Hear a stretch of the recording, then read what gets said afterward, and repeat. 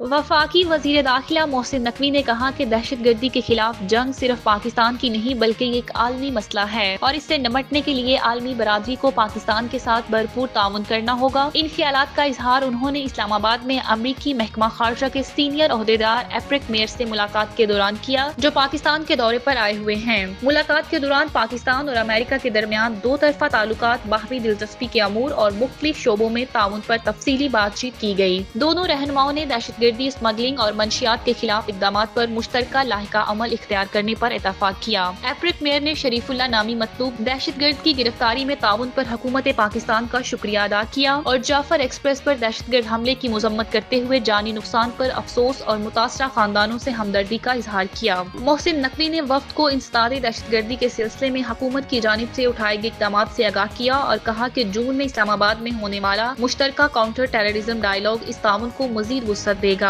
उन्होंने Pakistan mineral investment forum के जरिए अमरीकी सरमायाकारों को पाकिस्तान में सरमायाकारी के वसी मौके से फायदा उठाने की दावत भी दी और कहा कि यह फोरम पाकिस्तान और अमेरिका के दरमियान इक्तसादी ताल्लुकात को नई बुलंदियों तक ले जाने में मददगार साबित होगा। अमरीकी वफ्द के सरबराह एप्रिक मेयर ने पाकिस्तान में मौजूद सरमायाकारी के मौक़ों में दिलचस्पी का इजहार किया और कहा कि उनका दौरा दोनों ममालिक के ताल्लुकात को मजीद मजबूत बनाने में अहम किरदार अदा करेगा। मुलाकात में कायम मुकाम अमरीकी सफीर नेटली बेकर, वजीर मुमलिकत बराए दाखिला तलाल चौधरी और सेक्रेटरी दाखिला खुरम आगा भी मौजूद थे, जबकि एप्रिक मेयर की क़यादत में अमरीकी वफ्द पाकिस्तान मिनरल इन्वेस्टमेंट फोरम 2025 में भी शिरकत कर रहा है।